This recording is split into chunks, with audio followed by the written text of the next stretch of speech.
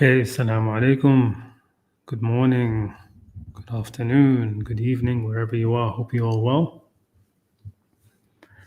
And apologies that I haven't been able to do a stream the last couple of weeks. Just something keeps on coming up and preventing me. But here we are.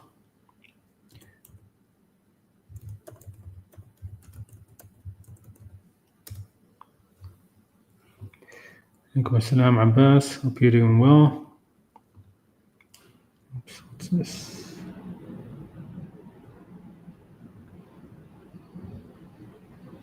Okay, that was a referral link. Okay, so I've actually got quite a long presentation today. It is something I wanted to do quite a while back, but it's not been at the top of the sort of priority list, I suppose, of streams I wanted to do up. But it is important. It is important. So it's actually going to take quite a while. I forget exactly how many slides I have here, but let me just double check now.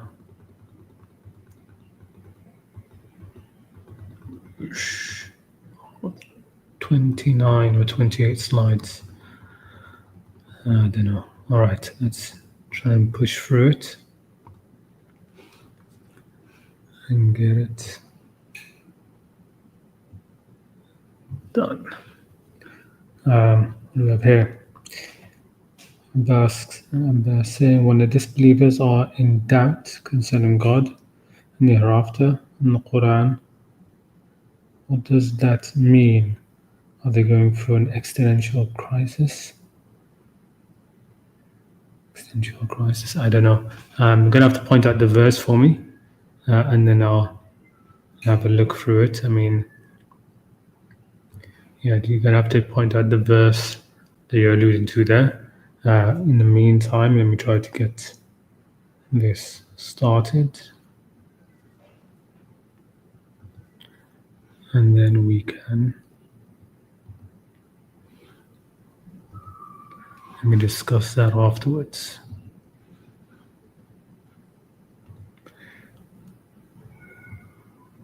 There we go.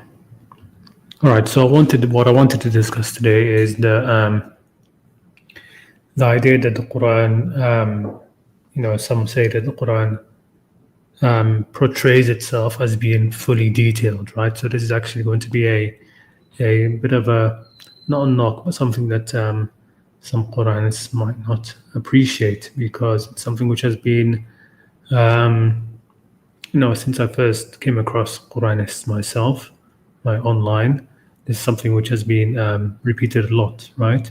The Quran is fully detailed, and they point to certain verses where the translations are often like that. Okay, but of course, it's just not accurate. It's not correct.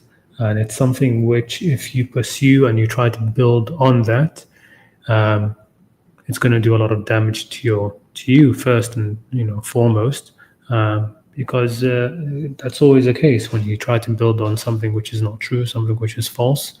I mean, you're going to be the first victim of that.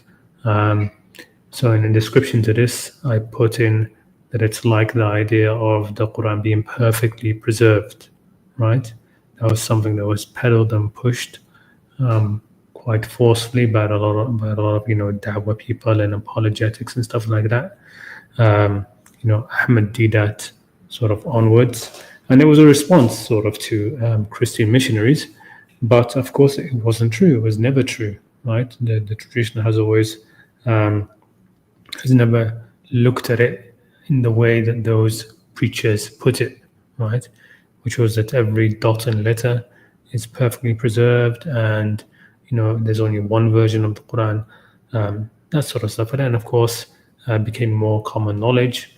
The issue of the qira'at and then the manuscripts, that we don't have any original manuscripts from the Prophet's time. And then it became an issue, and it led people to have these crises of faith. So that's what happens when you put your faith on something which is not firm. When it gets rattled, you're going to have a crisis with respect to it. And I think maybe for some, I'm not even too sure, to be honest. Maybe the Quranist thought has moved on a bit from this. But this was something which I used to see a lot. And I still see it, of course, and this idea that the Quran is fully detailed and fully explained, etc. So let's look at this. Let's look at it and see where this idea comes from. So it comes from mainly a few verses which are generally not translated very well. And it comes down to the idea of this word, these words, which have the root fa, sa, la, mufassal and tafsil, right? So fasl, I'm going to speak a lot about this, and we're going to just be looking at, how this works in the Quran. So this is one of the verses which is used for that. أعوذ بالله من الشيطان الرجيم فغير الله يبتغي حكما وهو الذي أنزل إليكم الكتاب مفصلا. Right, so it says in translation here, then say, then is it other than Allah I should seek as a judge, while it is He was revealed to you the book explained in detail. Right, so mufassalan is translated as explained in detail. I know the interesting thing about these translations, because they're done by mainstream Muslims who believe know that the Quran is not detailed enough, right? And that you need the hadith to provide all the details.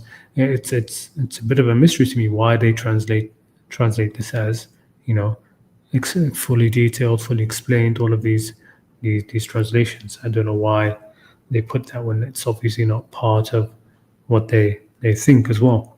But anyway. So this was with respect to the Quran, of course. But here, of course, doesn't say the Quran, and it matters. It says Al-Kitab, right? Al-Kitab. Al-Kitab is sort of like the uber prescriptions, right? The divine prescriptions that have always been around. So, when the Quran talks about how the Jews and the Christians both recite the Kitab, right? We're not talking about one specific scripture. So here, the same thing is being brought with respect to the Kitab that was sent down to Musa, okay, which is of course not the Torah. There is no single verse in the Quran where Musa and Torah are mentioned together. So it says, ثُمَّ أَتَيْنَا مُوسَى الْكِتَابِ. Then we gave Musa the Kitab, the prescriptions, right? The prescriptions. تَمَامًا عَلَى الَّذِي أَحْسَنَ. Right? Making complete our favor upon one who did good, and it says again, detailed explanation, okay? تفصيلا لكل شيء, detailed explanation of all things. تفصيلا لكل شيء, right? وهدى ورحمة, and mercy and guidance and mercy. لعلهم بلقاء ربهم يؤمنون. So perhaps in the meeting of their Lord they might have faith. Okay, so here we have this now, tafsilan, but it's not just tafsilan, one thing. It's tafsilan, and then it's described what is it a tafsil for. It's a tafsil for kulli shay, for everything. Okay, so this is now not about the Quran. This is about what Musa was given, the Kitab Musa was given. So do we as sort of Quranists say that the Kitab of Musa was fully detailed as well? I haven't heard many say that, but it's something to keep in mind, all right? So that the same description was for the Kitab of Musa. And again here, وَكَتَبْنَا لَهُ فِي الْأَلْوَاحِ مِنْ كُلِّ شَيْءٍ مَوْعِظَةً. And we wrote for him on the tablets from everything, min kulli shay, from everything, maw'idatan, from everything which is a maw'idha, basically, right? Everything, and this sort of qualifies when we're talking about tafsil for everything, and everything was written. It's saying وَكَتَبْنَا لَهُ فِي الْأَلْوَاحِ مِنْ كُلِّ شَيْءٍ مَوْعِظَةً. We wrote to him in the tablets of everything that is an admonition, of everything which is a teaching, right? Everything which is a warning and explanation. So it's in that category of everything, right? Everything from that category, not everything, just everything maw'idha, everything which is a maw'idha. There's something of maw'idha, of all maw'idha in the kitab that he was given. And tafsil also, tafsil and again likulli shay, right? And the tafsil for everything as well. So again here, tafsil is being put forward as it means explanation, all right? And this is what I'm going to contend to in this stream, that tafsil has nothing to do with explanation really, right? Making a tafsil of things can help you understand things, right? But tafsil does not mean explanation, okay? So the Quran is or has tafsil al-kitab within it, right? So this is another thing that's mentioned. So here we've had tafsil likulli shay, right? Tafsil for everything mentioned here and here, right? Tafsil likulli shay and tafsil likulli shay, right? In the book given to Musa, right? And over here we just have anzalikum kitab mufassalan, right? So it's not just mufassal. So there's a slight difference in the wording. Mufassal and tafsil, they're a little bit different, right?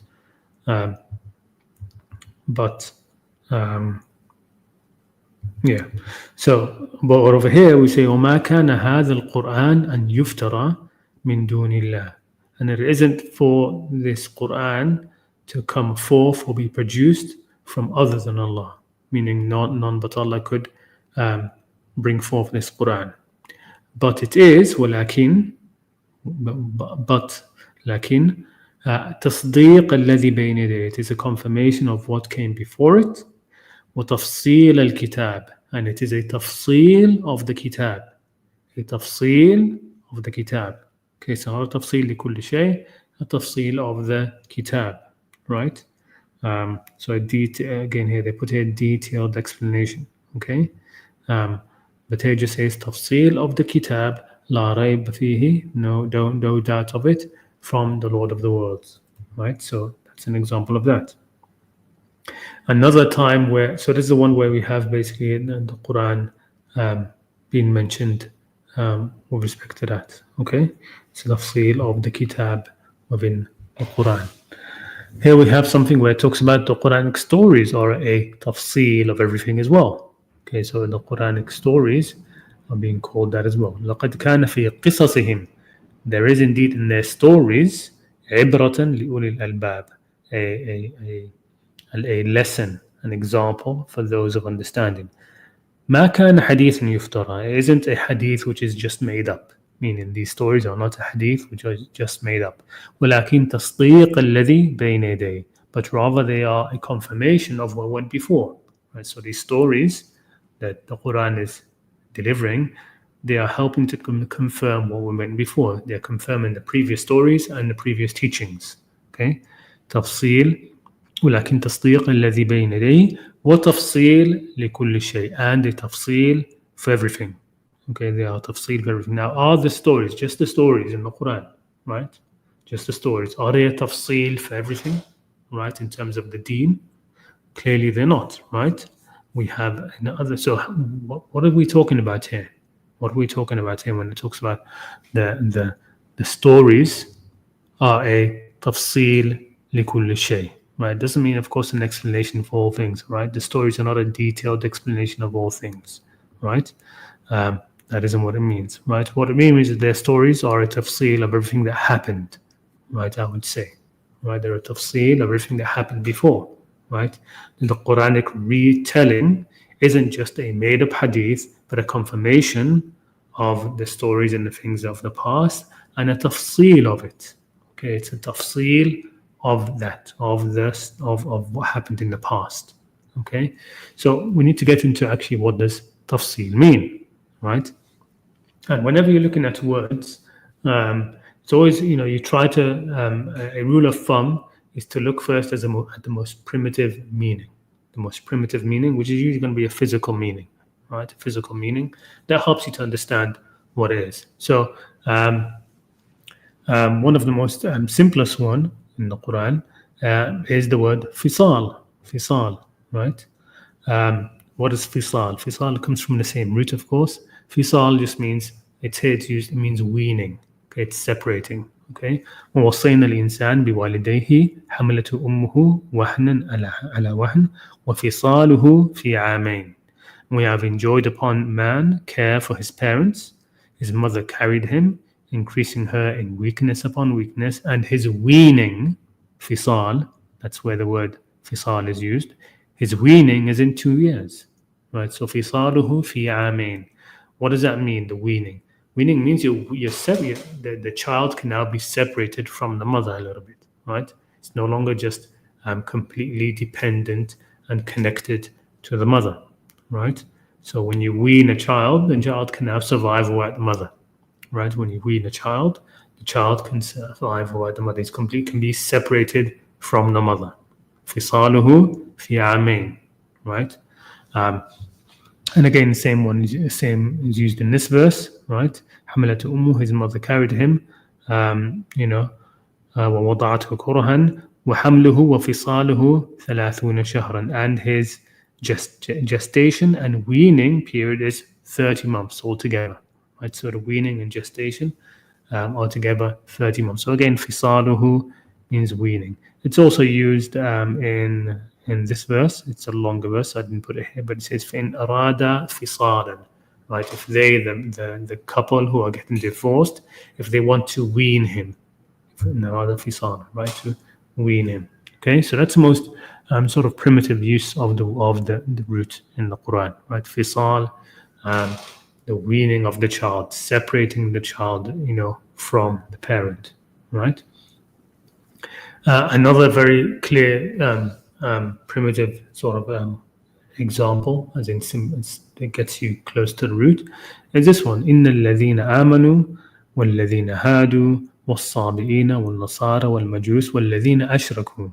So it's mentioned here the truly the Muslims, basically. الذين آمنوا is the Quranic label for Muslims, the followers of the Prophet Muhammad.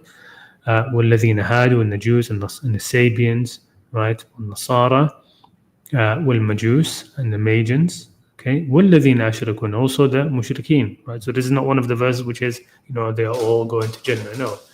So it's listing all of these categories and then says إن الله يفصل بينهم, right? What will God do? He will do fasl, he will يفصل بينهم, okay, on the day of judgment. إن الله على كل شيء شهيد. God is a witness of all things. Now, this is where you can start to see, the more correct understanding translation. I thought I put the other one. Did I put it somewhere else? I guess I did not, right? But here it says judge between them, right? In this translation. Now that's not accurate, right? That is not the thing. What is being said here is that God will separate between them. يَفْصِلُ بَيْنَهُم. He will put each in their own fasl, in their own group. The word fasl is even used for class, right? Class, like in a school setting, of fasl al-awwal, of fasl al-thani, right? The first class, second class, third class, right?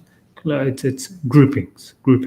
So God will separate between them. It's not going to be this mixture, right, where everybody is together. No, the الذين آمنوا are one fasl. الذين هادوا are another fasl. So they're all separate. Allah is going to separate between them, between these religions. They're not going to have the same weight before Allah.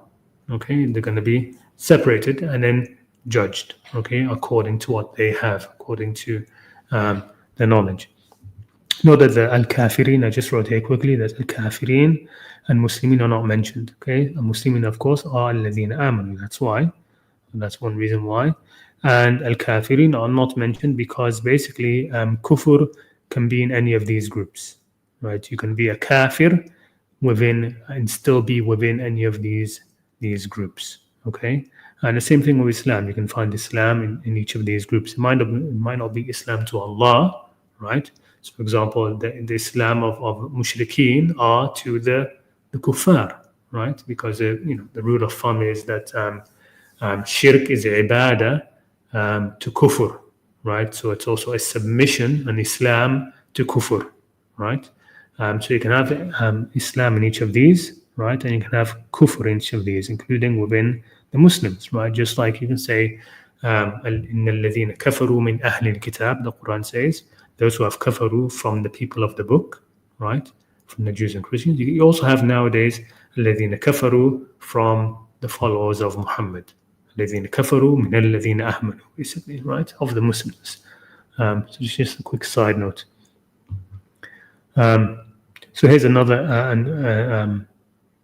another example of that same idea. Okay, this is where I put the alternative translation. So here, same idea, right? You've got groups, but here Allah, it's just the verse by itself. إِنَّ اللَّهَ يَفْصِلُ بَيْنَهُمْ يَوْمَ الْقِيَامَةِ فِي مَا كَانُوا فِيهِ يَخْتَلِفُونَ. God, Allah will will do fasl between them, okay, on a day of judgment, regarding that which they used to differ, right? So one translation has it, indeed, your Lord will judge between them on a day of resurrection concerning over that which they differ. But again, that's not accurate. There are already verses where Allah says, "Inna Allah yahkumu bainahum."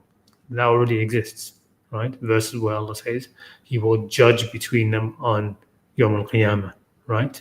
This is not judging. This is fasl, which is basically a better translation here. This is, I think, the translation of Qaribullah is distinguish, basically separate, right? Allah will separate between them regarding that which they used to differ, right? So those who got it right, those who got it wrong, Allah's going to separate between them. So you can understand, you can see why it could be translated as judge between them, right? But the real wording here is yafsil, it's not yahkum. Here's another example. لن تنفعكم أرحامكم ولا أولادكم يوم القيامة يفصل بينكم. Right? Your relatives nor your children will be of any benefit to you on the day of judgment.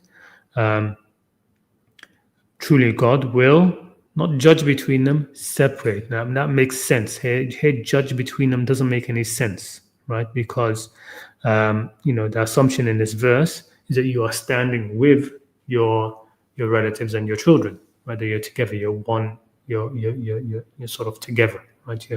You're standing with them and they are helping you, right? That they can help you, or you are helping them, right? So it's not about judging between them. There's no conflict here between you and your parents and your relatives and your children, right? This verse doesn't show that there's conflict between you and that God is going to judge between you. Rather, it's telling you that they're not going to help you, right? Your children and your relatives, they won't help you. Why won't they help you? Because God is going to separate you from them. You're going to be separate, right? يَفْصِلُ بَيْنَكُمْ. You're not going to be together, right? So they can't help you, right? So that's the idea, basically. When it comes to fasl, right, the core idea is to separate, okay? And thus to categorize, right? In which camp is God going to put you, right? Where will you be categorized, right? Are you going to be put with الَّذِينَ آمَنُوا? Are you going to be put with the Jews or the Christians or whatever? There's going to be separation, okay? To put into groups, to demarcate, delineate, that sort of thing, right? Interesting word is mafasil in Arabic. Mafasil means the joints, of the skeleton, right? Now in English, the joints are called the joints because that is where the bones join, right? That's the joints. The joints are where the bones join together, okay? In Arabic, it's almost the opposite idea, right? They looked at a skeleton and saw that the joints, the place where the joints are, that's where the bones can be separated, right? So rather than calling those points where they are together as, by the fact that they are joined, the Arabs named them by the fact that they can be separated. So they are called mafasil, literally points of separation, okay? The joints on your fingers, your skeleton, the knee joint, the elbow joint, these are called mafasil, right? Because here you can do fasl, you can separate, okay? They can be separated, right? So it's almost a reverse idea in Arabic. But again, it helps you to see the core idea of what fasl means, and therefore tafsil, mufassal, and how that relates to the Quran, which we're going to get into now. So, tafsil of the Kitab, Quran, the first level, I think the most obvious, is with respect to its internal divisions of surahs and ayat. So basically its composition, right? So the Quran as itself is mufassal. It's already mufassal into 114 chapters. Each chapter is a fasl, right? It's separate, right? It's separate, its own part, its own piece, right? So that it's mufassal. Every surah is a fasl, okay? And then within the surahs, especially the longer ones, there are multiple fusul, right? There are clearly distinct sections, right? So, you open Surah Al-Baqarah, you have this whole section of the story of Adam. Okay, that's a fasl. Okay, you have the story, the similitude of the hypocrites in the beginning. That's a fasl. Okay, you have, then the story of Musa, right? The dialogue with Ahlul Kitab, ya Ahlul Kitab, ya Ahlul Kitab. That's a fasl there. Okay, then you have the actual incident of the cow. That's a fasl. Okay, so you have these sections within a surah, and these are fusul. If anybody's read the what's it called, the translation with all the notes, the main one of Abdullah Yusuf Ali, right? So he does that. He actually, within the translation, he sort of, this section 1, section 2, he numbers the sections within a surah, right? So these are fusul as well. And then of course every section has clearly separate verses, which are also fusul. They're smaller fusul, but they are fusul. So the Quran is supremely mufassal in that sort of way, right? You can really describe it as something which is mufassal, right? It has points of sort of separation everywhere you look, right? Everywhere you look, you have different sections, right? It is very, very much so in terms of its composition. It is something which is supremely mufassal. There's a lot of tafsil within it in terms of how it's its composition, how it's I wouldn't say arranged, that's different, but its composition. It is definitely a very mufassal book, right? So you have that. So also, by the way, in Arabic books now, however religious or not, right, you often find like you're reading a book and then it will have this little subsection where all it says is fasl, right? And it's just letting you know that this next section is sort of like a subsection where we're going to talk about something a little bit different. Okay, so even on its own, it's a common subheading within a chapter to indicate to the reader that the following is its own little section.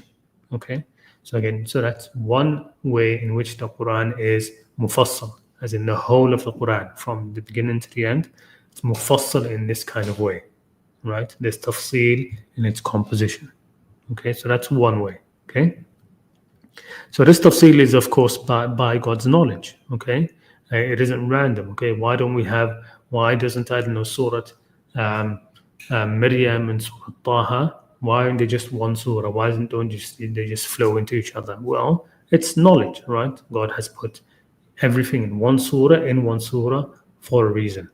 Okay, and within that surah there are different sections for a reason. So it isn't random. And perhaps this verse is referring to that sort of idea, that the tafsil of its composition. It says here, وَلَقَدْ جِئْنَاهُمْ بِكِتَابٍ فَصَّلْنَاهُ عَلَى عِلْمٍ هُدًى وَرَحْمَةً لِقَوْمٍ يُؤْمِنُونَ. And we have certainly brought them a book, a kitab, which we again, not detailed by knowledge, فَصَّلْنَاهُ عَلَى عِلْمٍ. We sectioned it by our knowledge. Okay, we sectioned it. We put it into fusul in accordance with our knowledge. Okay, to act as guidance and mercy to the people who would have faith. Okay. So what about self-identification? Because the Quran does actually already identify to you what the tafsil it's talking about. And when it talks about other tafsil, it actually tells you. Okay, so it's not really even a mystery. And it's actually, I think, one of the indications of lack of thought among some Quranists, where they keep on saying fully detailed, right? And they're not looking at where does the Quran actually what does the Quran actually identify as tafsil within itself? Is it the details? Absolutely not. Okay, we do have verses and sections in the Quran which provide a huge amount of detail, and the Quran does not self-identify them as tafsil. It's not called tafsil at all. So what are the things which it does call tafsil? Okay, so there's two main ones. The first one, which is pretty obvious, as you read along, you'll see that it's the ayat or the signs of nature. Okay, so wrote here, however, the Quran itself actually points out explicitly where a tafsil has been presented, and it is almost always with respect to signs of nature. Okay, so no, maybe not always, I shouldn't have put that wording, but that's a big one. Okay, so here's an example of that, right? Surah Al-Isra, verse 12, وَجَعَلْنَا اللَّيْلَ وَالنَّهَارَ آيَتَيْنِ فَمَحَوْنَا آيَةَ اللَّيْلِ وَجَعَلْنَا آيَةَ النَّهَارِ مُبْصِرَةً لِتَبْتَغُوا فَضْلًا مِنْ رَبِّكُمْ وَلِتَعْلَمُوا عَدَدَ السِّنِينَ وَالْحِسَابَ وَكُلِّ شَيْءٍ فَصَّلْنَاهُ تَفْصِيلًا. Right, so it's talking about the tafsil, right, of everything. Now, but let's just look at the sources. And we have made the night and the day two signs, and we erased the sign of the night and made the sign of the day visible, that you may seek bounty from your Lord and may know the number of the years and the account of time, and everything we have, again, not set out in detail, it makes no sense here, and everything we have categorized in the categorization, right? كل شيء فصلناه تفصيلا. Everything we've categorized it, right? Or separated it, or made it distinct. Okay, so this is a tafsil, right? This is a tafsil. This is an example of a tafsil. What is the tafsil here? What is the example? It is talking basically about everything in nature. I think has been has been made into tafsil, has been categorized, has been made distinct. Okay, and this is one of them. This is one of them. Okay, the day is distinct from the night. Okay, that's tafsil. There's fasl there, right? They're separate. There's the night, there's the day, and it's separate. There's tafsil in nature, right? It isn't that we just have this sort of like one mix of half day, half night or something, twilight the whole year round. No, there's clear day, clear night, right? That is tafsil. Okay, that is tafsil. The months and the years and the years and the months and the days, that's also tafsil, right? They have one day and the following day and the next day, right? And that's why we can count them, right? لِتَعْلَمُوا عَدَدَ السِّنِينَ وَالْحِسَابِ. So you know the number of years and you can count, right? And calculation. You're able to calculate things because you can count them because they are separate, right? There's tafsil there, right? So this is what this is talking about, and it's a recurring theme, right? So here's another one, another verse. هو الذي جعل الشمس ضياء والقمر نورا. Okay, وقدره منازل لتعلموا عدد السنين والحساب. Right, and it is He who has made the sun a shining lamp and the moon, it says here derived light, but it's just light. Okay, the difference, by the way, is between ضياء and nur, right? Isn't this whole thing about derived light and whatever? It's just about al-diya is something which is going to sort of like illuminate everything for you. It's just stronger light, right? The sun is a very strong light, right? It will make everything. You'll be able to see everything in the light of the sun. You won't be able to see everything in the light of the moon. It's weak light. Okay, it's like something that you can see, but it doesn't have to illuminate something else, right? So the stars are also lights, but they don't illuminate very strongly, right? But the sun illuminates other things very strongly. Okay, but anyway, and determined for its phases. So it has phases, right? Phases are also tafsil, right? So we categorize the moons, right? The new moon, the quarter moon, half moon, right? Gabison moon, I think that's what they're called, right? New moon, okay? Full moon. These are categorizations as well. Tafsil, okay? لتعلموا عدد السنين والحساب وما خلق الله ذلك إلا بالحق. God did not create that except in truth. يفصل الآيات لقوم يعلمون. Okay, God is giving a tafsil of the ayat for people who have knowledge. Okay, for people who have knowledge. What does that mean here? I think the here it also just means that this is like a category. This is a category of ayat which God is presenting. So you fassil al ayat, meaning Allah is giving you a section, a fasl of ayat. Okay, He's saying here, look at this group of ayat in nature and what it's been described in scripture, of course, but in nature and what's been described here. This is a fasl of ayat. Take it away and ponder over it and learn from it, and it will be for those who have already knowledge, right? In this case, right? So that's and again, this is tafsil. And this is what the Quran is describing as tafsil. When the Quran is talking about, the Quran contains tafsil, everything, right? And you look into the Quran and see what is it specifically mentioning that it's presenting as tafsil. This is one of them. Okay, it's not detailed things about religion, not yet anyway. Okay.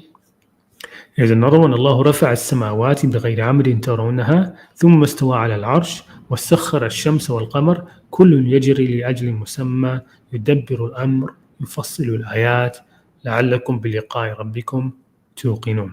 Okay, it is Allah who erected the heavens without pillars that you can see, and He established Himself above the throne and made subject the sun and the moon, each running its course for a specific term. He appointed each matter.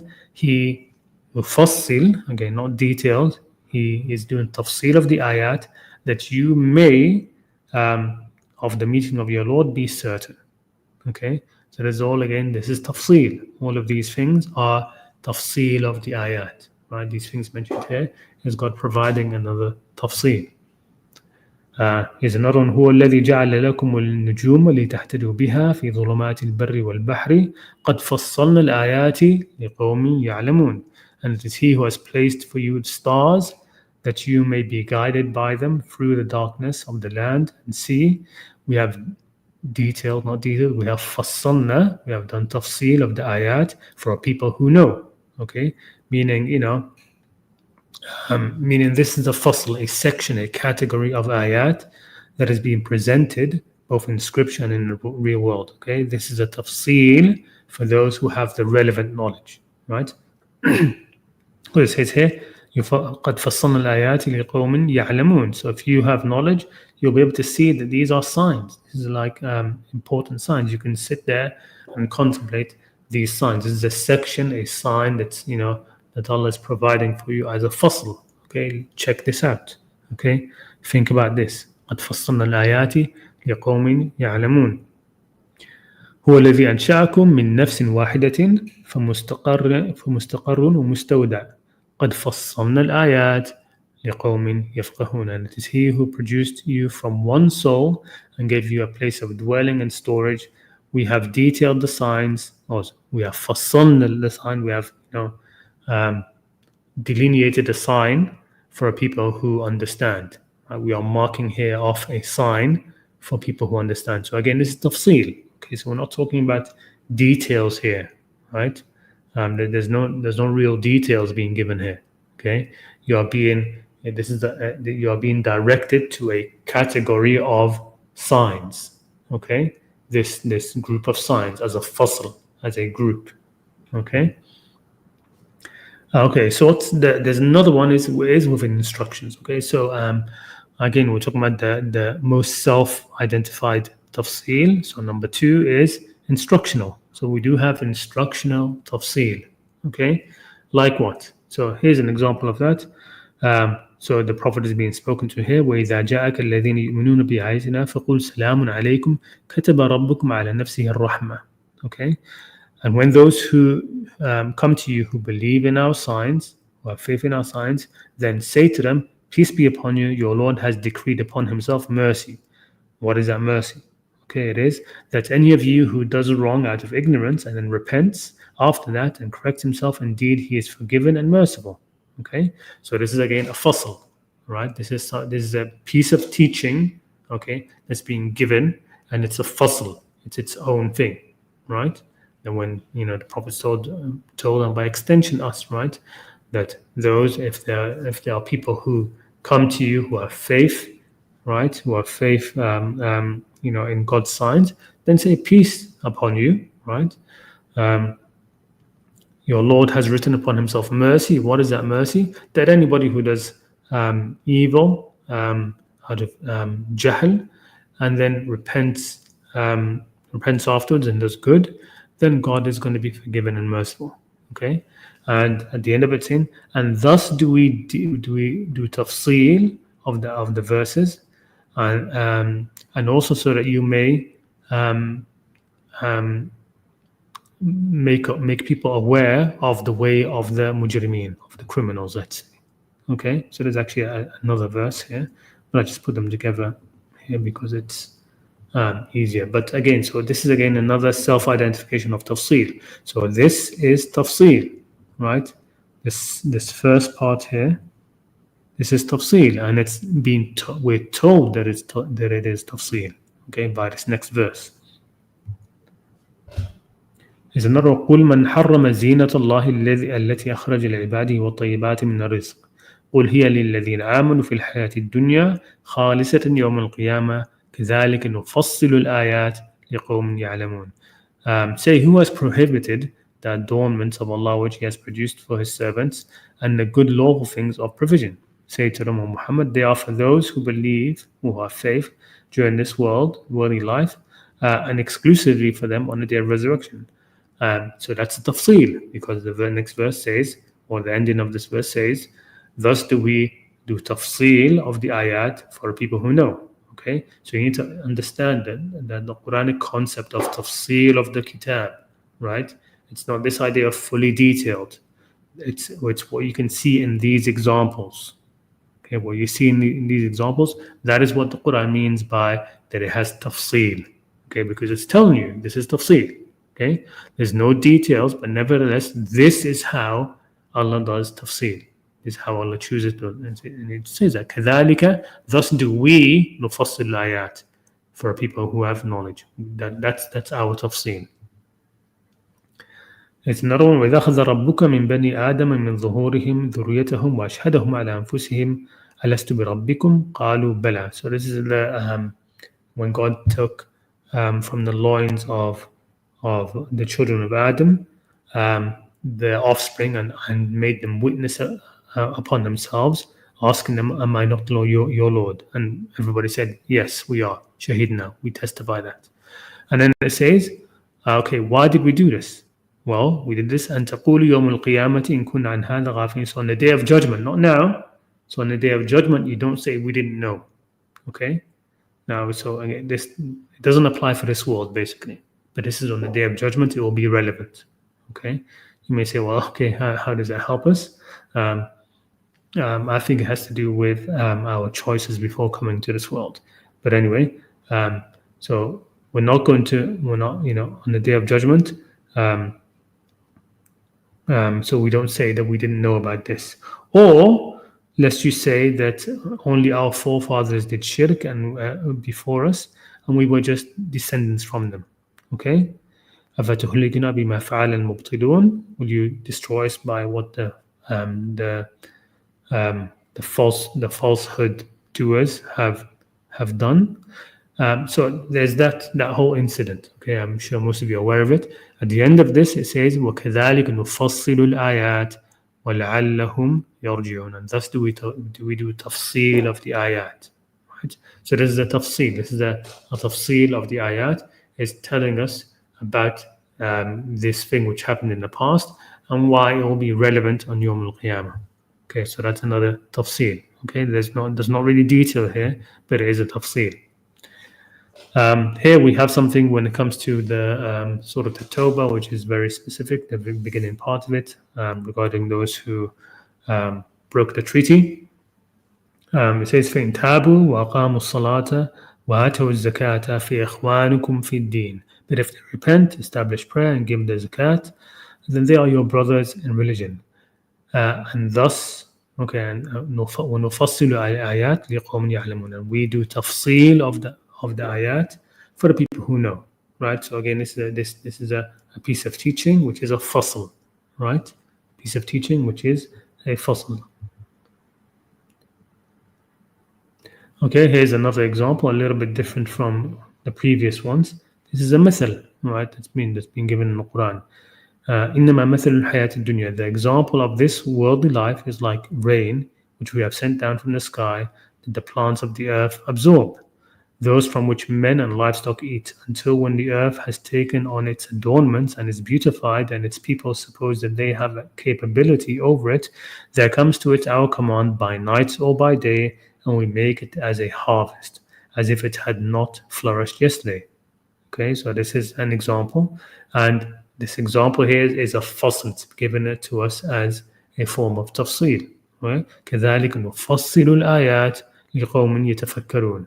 Right, so that's how are we delineating or categorizing or putting a certain verse, a certain ayat in a box for people who are willing to reflect.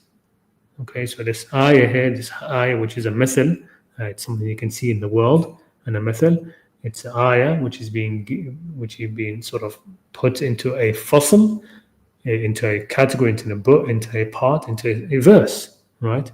For you to be able to ponder over. Okay. I think this is the last one. Yes. ضرب لكم مثلا من أنفسكم. God has present you an example from yourselves. هل لكم مما ملكت أيمانكم من شركاء فيما رزقناكم فأنتم فيه سواء تخافونهم كخيفتكم أنفسكم. He presents to you an example from yourselves. Do you have among those whom your right hand possesses any partners in what we have provided you, so that you are equal therein and would fear them as you fear one another? Okay, within a partnership. So this is a method being given, an example being given, right? And it's a tafsil as well, because at the end of it says كذلك نفصل الآيات. That's how we making a tafsil of the ayat for people who can use their reason, who can reflect. Okay, so this is for the people who are يعقلون, right? Because this method is for, it takes aql to understand. You have to be able to tie things together. Okay, but again, this is being put into a fasl. This method is being put into a fasl, into a box, into a category, and it's being presented to those who are able to sort of like reason it out. Okay, so this is again a tafsil of the kitab, a tafsil of the ayat. So I hope that's clear, the idea of fasl, right? So I'll put here just a few of the things. So it's about categorization, right? And you can have categorization on multiple levels. Okay, so the nearest example I could think of is to put something like this. So living organisms, you can categorize them. You've got the prokaryotics and the eukaryotics, right? Those which have nucleus were surrounded by cell wall, and those which don't. Okay, so these of course you have more tafsil. So a living organism, you can do tafsil into this group and this group, right? And then the eukaryotes, you can do more tafsil into these two groups, right? And then this group, you can do more tafsil into with cell wall, without cell wall, right? And then this group, more tafsil. So you get this layers of tafsil, of separating and categorizing and grouping things. Okay, that's what it means. So the Quran has this tafsil within it, right? It has structure, which I think is has more tafsil into it. In the video I made about whom God loves and doesn't love, I mentioned that you could potentially fit everything under these two categories, probably, right?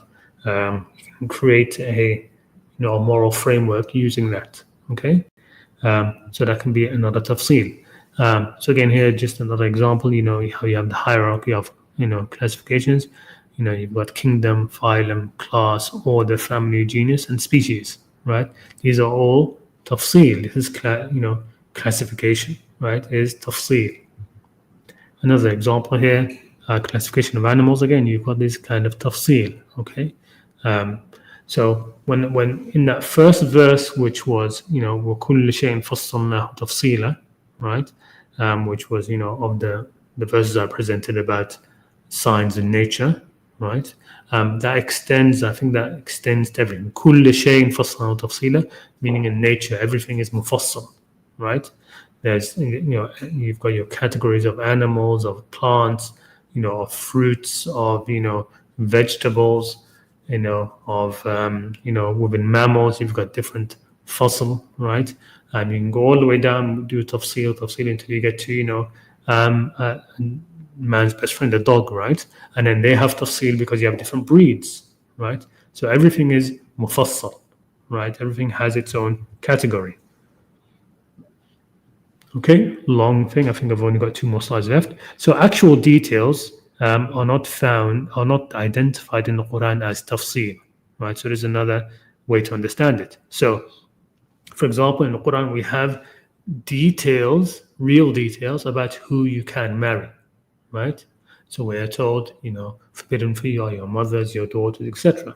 Right? So you've got that long list in Surah An-Nisa, I think, um, and um, and the next few pages as well. They all detail marriage. The whole section is detailing who you can marry. Those who if you can't marry the free woman, you can marry ma malakat aymanukum, right? All of that is actual detail. But at the end of it, we don't say, and the verse doesn't say, وَكَذَلِكَ نُفَصِّلُ الْآيَاتِ.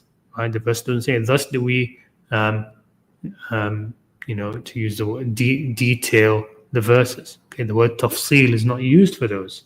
Okay, so if the word tafsil was used Quranically to mean details, actual details, full details, it would have been used, sort of marked off within these sections. Okay, same thing with inheritance laws, right? So inheritance laws, we have a lot of tafsil about the inheritance, or not tafsil, sorry. We have a lot of details regarding the inheritance laws, and at the end of it, we're not told that this is tafsil, right?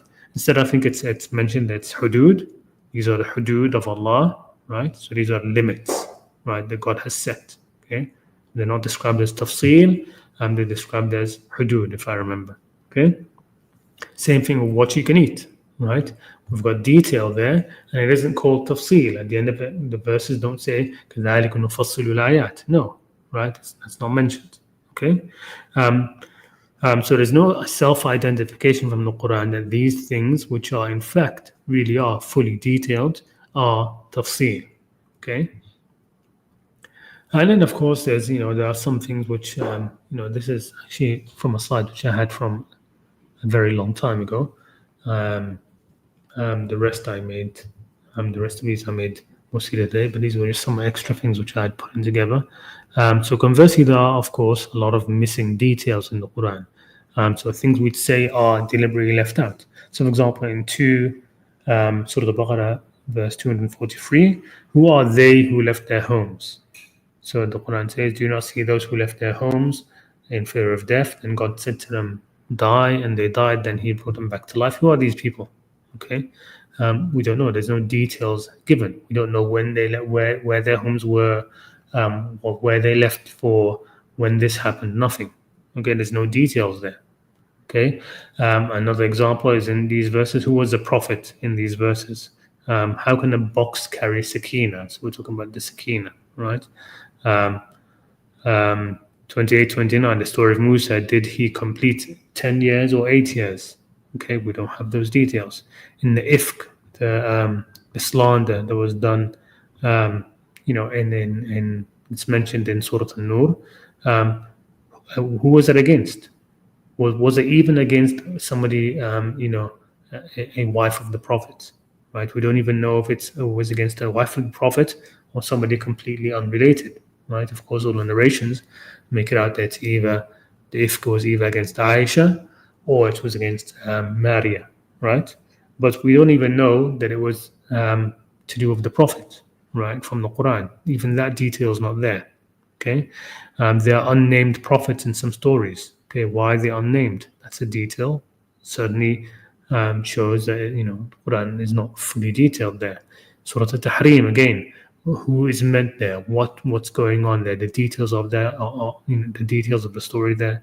The story are not there, basically. Surah Al-Fil and Surah Quraysh, again, there's not, things are being mentioned here about details. Surah Sad, David's Tawbah, the body on Suleiman's throne, Ayyub being told to hit, right? These are all things which I just sort of like said very quickly, alluded to, and then just the Quran moves on, okay? the name of the believers in Surah and the believer in Surah Ghafir. We don't know who that is. Okay, we don't know pretty much anything about him, right?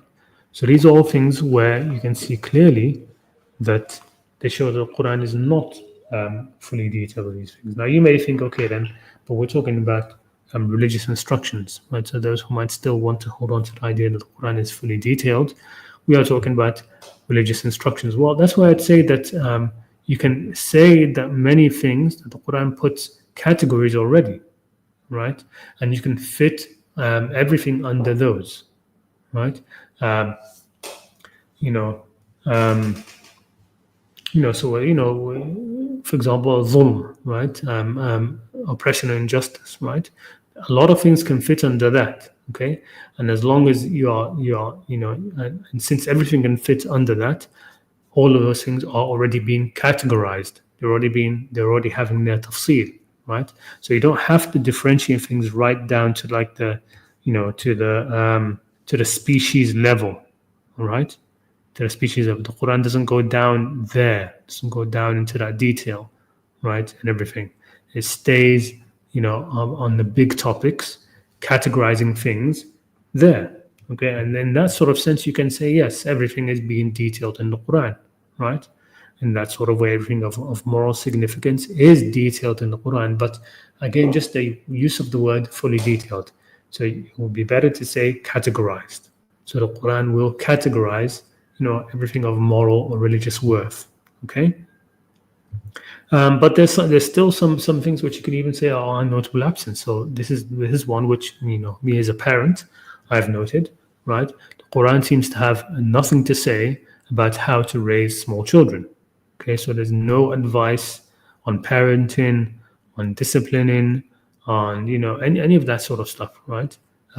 So we don't have anything like that in the Quran, right? So when you come up to the idea of the Quran is fully detailed, well, that's something which is quite important in life, right? That we have very little, pretty much no Quranic input on, right? How to raise small children, how to discipline them or make sure they grow up right. Or we don't have any of that. Yes, there's Luqman's moral advice, right, in Surah Luqman, but that's it's clearly to a grown man, a grown son, right, somebody who's already older, and and the idea there isn't really about parenting, right? It's more just general religious advice, right? It's not really related to the idea of parenting. Okay. All right, so that's basically the end of my presentation on this. So let's see, get back to the chat, see who we have. I hope you find it useful. I know it's not it's not something which maybe even something which many might not see as relevant now, but I wanted to do it sort of like help to take doing something more detailed like it's helped to take my mind a little bit off the constant the situation, the world situation that we're in now with Gaza and stuff. It's really depressing, really depressing. Let's see what that says. So when the disbelievers are in doubt, okay, yes. So you mentioned that. Did you bring a verse for that? Yes. Here's one example. But the disbelievers are in doubt concerning hereafter, rather they are concerning it blind. Okay, so I get what you mean now in terms of a verse. And doubt concerning God on the hereafter, and what does that mean? Are they going through an existential crisis? I don't know if it means that they're going through a kind of crisis. Let me try and pull up that verse so I can find the context. So 27:66.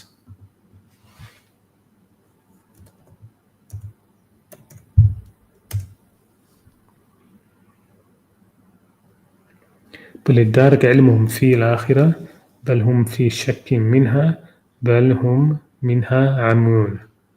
So this seems to be a rebuttal for something before. So what's the previous verse? Is قُلْ لَا يَعْلَمُ مَنْ فِي السَّمَاوَاتِ وَالْأَرْضِ الْغَيْبِ إِلَّا اللَّهُ وَمَا يَشْعُرُونَ أَيَّانَ يُبْعَثُونَ.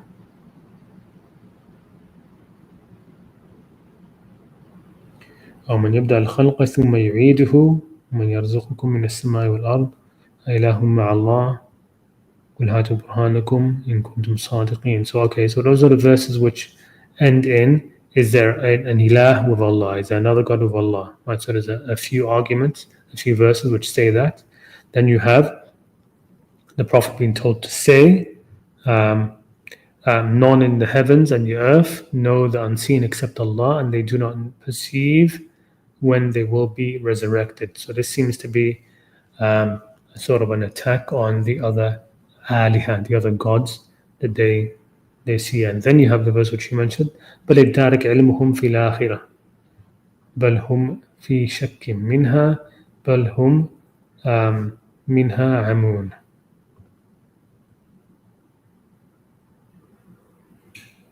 Yeah, so I think it seems, I don't think it seems to be talking about any kind of crisis that I can see.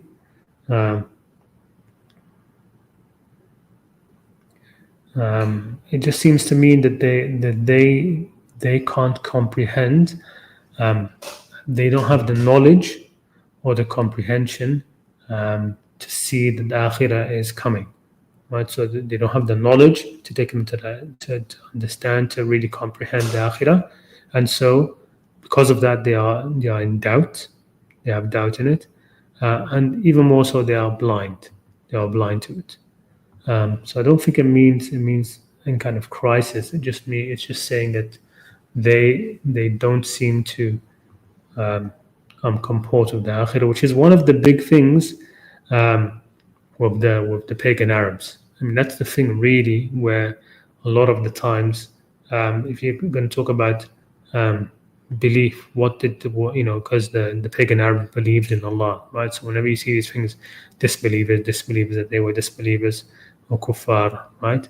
They weren't disbelievers in God. The one thing that you can say that the pagan Arabs disbelieved in was in the resurrection, right? So if you want to, you could end up calling them. It would be much more accurate if you were reading the Quran and you came across these translations where they call them disbelievers. If in your mind you put in that it means disbelief in the resurrection, that would be much more accurate than to think of it in terms of disbelief in God. Okay. Next verse after it says, وقال الذين كفروا إذا كنا ترابا وآباؤنا إنا لمخرجون. If we and our forefathers were dust, are we really going to come out? So again, it's showing mostly that they have a lot of doubt, a lot of disbelief in the resurrection. So I don't think it's really about any kind of crisis regarding the hereafter. Doesn't seem to me like that anyway. Another one, he has invented a lie about Allah, or is there a madness in him? Rather, they do not believe in the hereafter, and they are in doubt about it, and they are blind to it. Yeah, I think that's the same idea. So what is the lie that he's invented about Allah that they think? So when they say he has invented a lie about Allah, or is there madness about it? What is that lie that they think that he's invented? What is the thing that they think is mad? It's a resurrection. Okay, it's a resurrection. So he is there warning of his resurrection, saying that people are going to come back to life, that God is going to resurrect them, even if they were dust, to bring the broken bones back to life. And so they're saying, what is this? Has he invented a lie about Allah? So they're saying that this is a lie. The resurrection is a lie about Allah. Or is it just that he's mad to believe that there's going to be a resurrection? Okay, so I don't think it's got to do with any crisis that they're having. It's just an emphasis on how little faith in the hereafter they had. Okay, which was a mark of the pre-Islamic Arabs. Hey, assalamu alaikum, Ayman. Hope you're well.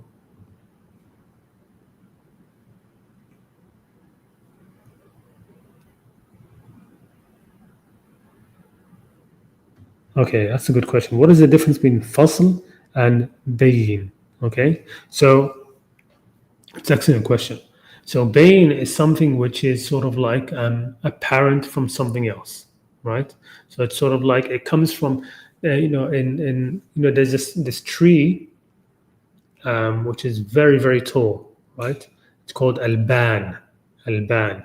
Reason why it's called that is because it grows so much taller than the other trees that it's clear to see. So when you say bayin, and people will usually translate that as clear, right? Bayin. Like even when we say the Quran is mubin, right? It doesn't really mean clear, right? And I can understand you know it doesn't mean that. That's why you're asking this, right?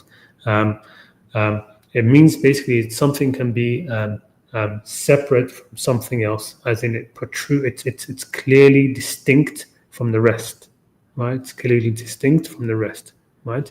Um, so when you if you have like a a I don't know, a line of people standing in, shoulder to shoulder, and one person is much taller than the rest. It is mubin that he is taller. It is mubin that he is taller, but that doesn't mean he's in a different fussel, right? He's not in a different category unless you put him in that category, right? So now let's say you have that. You have a long row of people standing shoulder to shoulder, and you have maybe 5 6 people who are clearly mubin, they are much taller than the rest.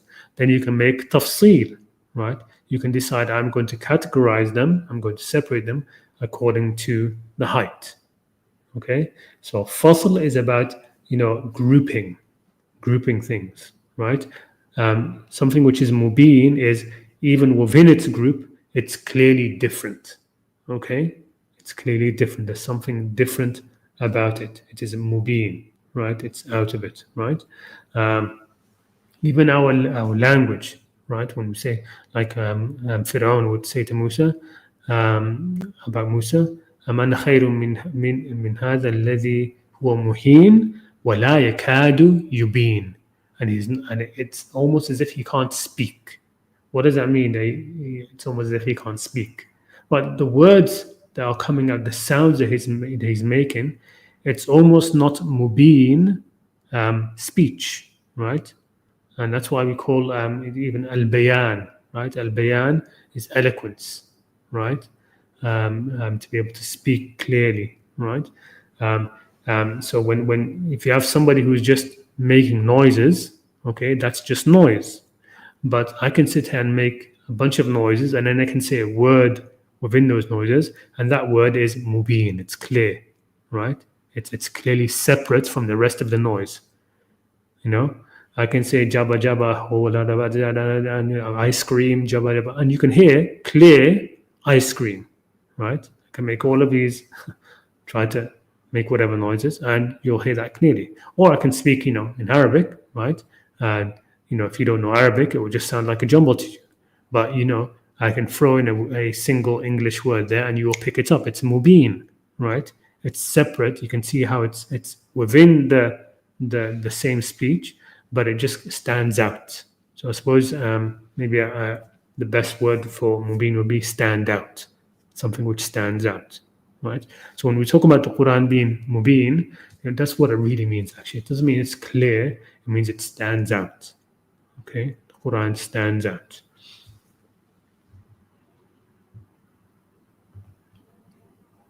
That's what I said. Presumably, when one categorizes, a distinction is made in order to discern. Yes. What is the nuance between to categorize false and to distinguish? Yeah. So again, so it's like I would remove the to here and to distinguish. I would say distinguished, right?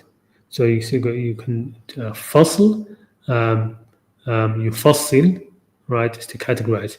You bayin, right, is to make yourself distinguished from the things around you, right? So something becomes clearly distinguished, but it's not put in its own separate category. Now, of course, based on tabyin, you can make tafsil, right? So based on something being distinguished, right, you can then do this tafsil, right? But when the Quran talks about كذلك يفصل الآيات, that's the way we make tafsil of the ayat. The ayat are already there in nature, right? So we have all around it. The ayat are there. What the Quran is doing is taking some of these and put them into its own fossil for you to consider. It's grouping them. Okay, you can group things in different ways how you want, and so the Quran is just it's saying, thus are we going to categorize this ayah for you, right? So when it talks about the sun and the moon and the stages of the moon, and thus how we make tafsil of the ayat, we are making a tafsil as in putting these together in one verse in this fossil for you to consider, for you to ponder. Okay. All right. Excellent. Good. Glad I was able to put that across. All right. I don't have anybody backstage, so if nobody wants to come on or has any other questions, we'll close it. I'll try to do another stream within the week, sort of to make up for doing one 2 weeks ago, and also have a bit more time, so that'll be good. Oh, I do have somebody backstage. Here we go. Muzammil. Assalamu alaikum. Wa alaikum assalam. How are you? I'm good. How are you? Excellent. Yeah, Here. it's been well. It's been well. Is it late for you right now? No, it's not that late. Okay. Yeah. So I have a question regarding over the past few months I've been researching a lot regarding Quran on the interpretation, and have a lot of questions. However, one thing that I am trying to wrap my head around is the idea of ibadah and worship and so the thing is, like, I'm originally from Pakistan, and I live in the US, and my roommate and a lot of my friends are Indian, and I like talking about religion a lot with them, and I realized, like, even when you were talking right now, like the Quran, when it says disbelief, it's more on like disbelief in like the last day or like the day of judgment, and I feel like I realize that God says that more and more because you need to have some sort of fear that if you do certain actions in this life, they're gonna affect your afterlife, and that's how hopefully society becomes a better place. Uh, that feel like. But when it comes to ibadah, the Quran also talks a lot about why idol worship is wrong, and why you should be worshiping idols. Now, I guess the question is that someone who is Indian and who is Hindu, and they worship their own sets of idols and etc. etc.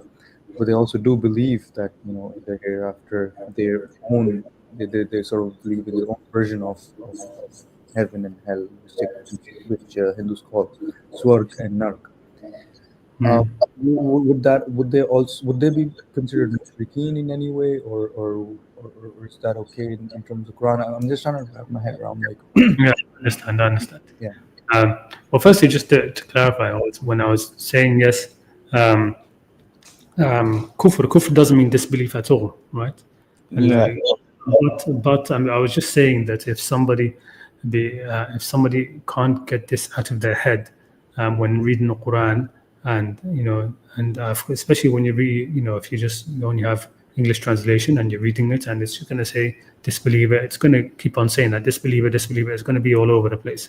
And if you can't sort of like you sort of get out of your mind that it actually doesn't mean disbeliever. Kufr is more about ingratitude, right?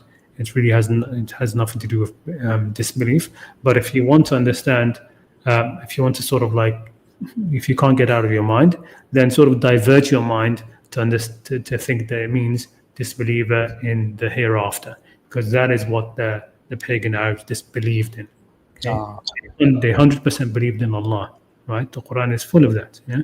If you ask them who created the heavens and the earth, they will say Allah. If you ask them who in whose hand is life and death, they will say Allah. We ask them, who sustains you by night and by day, they will say Allah. Right? It's all over the Quran. They believe in Allah. Right? So if you're going to read the Quran and you see disbeliever, If you can't get out of your mind that it really isn't that, unfortunately, it's just in the translations like that way, and you just want to, and if you can't get out of your mind, then it's better to divert your mind to think that means disbeliever in the hereafter, right, rather than anything else. As for the issue of ibadah, so the Quran actually doesn't mention or speak much about, in my view, the ibadah of idols. I think ibadah can only be done to sentient beings, right? So for example, when it comes to the golden calf, right? That's maybe the Yes. most And repeated. also, yeah, that's Yeah. mostly. And also, it asks to, like, just, I'm sorry cutting you off, but in the golden calf incident, at the end, God also asked them to kill themselves, which is also kind of like, it's very difficult to reconcile that with like the Indian subcontinent because I'm from there, and like when you talk to people about it. Anyway, Yeah. Yeah. Now, what I want to mention with the golden calf, see, the golden calf, God never says that they did ibadah to it, right? Not okay, once is the word used, ibadah, with respect to the golden calf, okay? Because you can't do ibadah to something like that, okay? Ibadah literally comes from the word abd, right, which means slave, right? hmm Servant. hmm Ibadah is servitude, it's not worship, right? It's not like what we should talk about in terms of rituals. The rituals that we do, okay, they are not ibadah. They can be done in ibadah, in servitude to somebody, right? But they are not in and of themselves ibadah, right? hmm Praying to an idol, right? That is not ibadah in and of itself, right?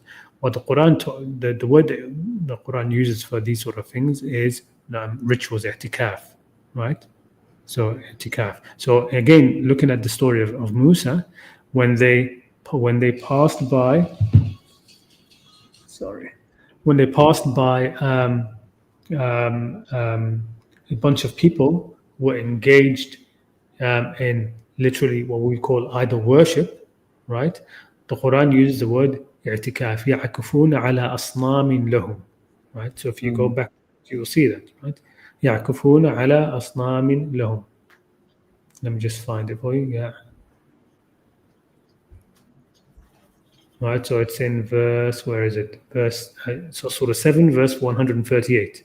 okay, Okay, so it says, وَجَاوَزْنَا بِبَنِي إِسْرَائِيلَ الْبَحْرَ. And we took the children of Israel across the sea. But when they came upon a people who worshipped idols, they said, Musa, make a God for us like theirs. Like, make for us a God like they have a God. Right? But these people, what's being described is not that they were in ibadah to them, but it was obviously rituals. These people, they came across people, they could see them doing rituals to these idols. right, Okay? But that is, they weren't, it's not described as ibadah, right?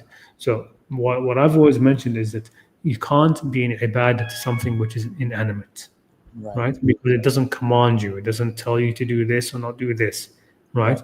right, You can't be a servant to something which won't request servitude from you, right? right, So almost all of the actual shirk, the shirk which is in the Quran, it's towards people. Okay, it's towards people, right? Real shirk is about the people, right? These other things are just called stupidity, right? The idols in the Quran are dismissed as names.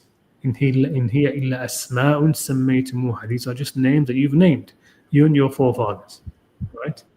Then they're not being. It's not the great evil that people think, right? When Allah says He's never going to forgive shirk, right? You have to understand that shirk is something else. It's not, prostrating to an idol because, you know, so what if you prostrate to an idol? What is the great evil in prostrating to an idol? Right? In and right, of itself, nothing, right? The main danger with these sort of things is that whoever, as I said, whoever can make you believe in absurdities can make you commit atrocities, right? Or somebody who can make you do absurd things, they might be able to make you do something which is atrocious, right?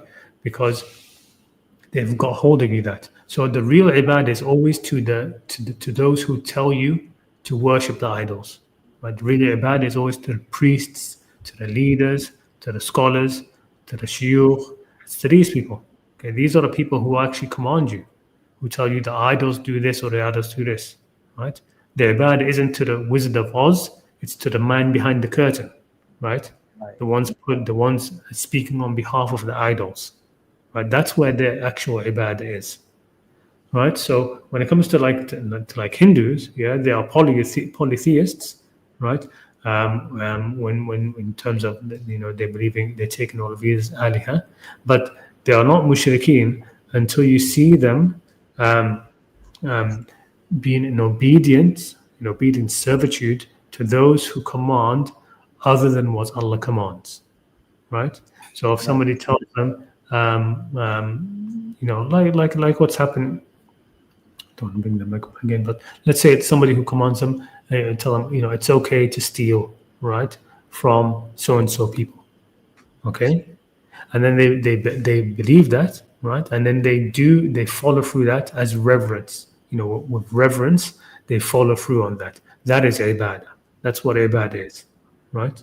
It's to act in sort of these evil things out of servitude to others, okay, because that is really is dangerous, right? When you have this kind of servitude to other people, right, and you have no barrier um, preventing you from doing all these evil things, right? You don't have the conscience, right? You don't believe in Allah, having made this and this and this haram, right? Even if it's just internally, you can see, okay, stealing is wrong, okay, but then somebody tells you, no, I want you to go and do this, and you do it not out of fear, right? Not because you're afraid of them, not because you expect them to do something for you, not because of any reason, but just out of pure reverence, right? Out of servitude to this person. Okay? That is Right. incredibly dangerous. That is why it's shirk, right? And it's shirk also only when you have ibadah to them and to Allah as well, by the way, right? So shirk, I've done a number of streams, right, about shirk and these things and the modeling of shirk, right? So the Quran mentions you can have ibadah min dunillah, right? And you can have shirk, which is ibadah with Allah. So there are some who are in ibadah to other than Allah completely. Okay, they do not believe that Allah exists and that He, and they have they don't have any concept of Allah at all, right? So these are people in ibadah to other than Allah completely. Okay, that is not shirk. Okay, that is not shirk, right? Because shirk is Okay. about being in ibadah to But Allah shirk is when. and Allah together. So the mushrik knows Allah. Oh, no. Okay, the So, mushrik, you can't have a mushrik who doesn't know who Allah is. right. But then the problem lies when you realize who Allah is, but still continue to be in ibadah to some Yeah, living thing which is other than Allah. commanded you to do other than what Allah is saying. Yeah, that is where shirk, actual shirk comes in, the thing which Allah will not forgive. Okay, now that doesn't mean the ibadah to other than Allah is not a sin. It is a sin, but it's forgivable because Allah is not in the picture, right? But when Allah is already in the picture and you already Sorry, know I'm who sorry Allah to is, cut off. I mean, there's nothing Can you hear me? else. Yes, go ahead. Sorry, yeah. It was my internet. Sorry, yeah, go ahead. Yeah, no, I'm just saying that the issue of mushrik, okay, is what other authority are you going to bring into force to make him not do what this other object of his ibadah will do, is telling him to do? There's nothing else. He believes in Allah already, and he knows Allah is saying, don't do this thing, and he already has ibadah to Allah. Okay, the mushrik is already in ibadah to Allah, but he's in ibadah to others with Allah. That's the issue. So sometimes he's in obedience to Allah, right? Doing what, having reverence to Allah, doing what Allah wants out of reverence, out of ibadah, out of servitude to Allah. But then he's also doing it with this other person, even when to things which Allah has commanded against, right? So what other authority are you going to bring against this person? Right. He knows Allah, right? Are you going to bring somebody higher than Allah to take him away from? You can't. Okay, so that's why shirk is very, very dangerous. Okay, it's a big deal. It's not something small. It's not just people ignorantly bowing before some idol, or people following their traditions of going to a temple and I don't know, um, feeding milk to the statue or something like that, or you know, and of course Hinduism is it's very misunderstood by a lot of Muslims anyway, right? Um, you know they don't they look at these idols as just like I don't know, avatars of one Just god or something like this, right? So they have I don't know much about Hinduism, but I can just tell you that when it comes to the shirk, what's mentioned in the Quran as shirk. It comes down to understanding ibadah. So your question about what is ibadah is really at the crux of it, right? right. You have to understand what ibadah is, right? And if you want to see if somebody is really is a shirk, is a mushrik, this person has to know who Allah is, being ibadah to Allah, and being ibadah to others with Allah. How do you know when somebody is in ibadah to others with Allah?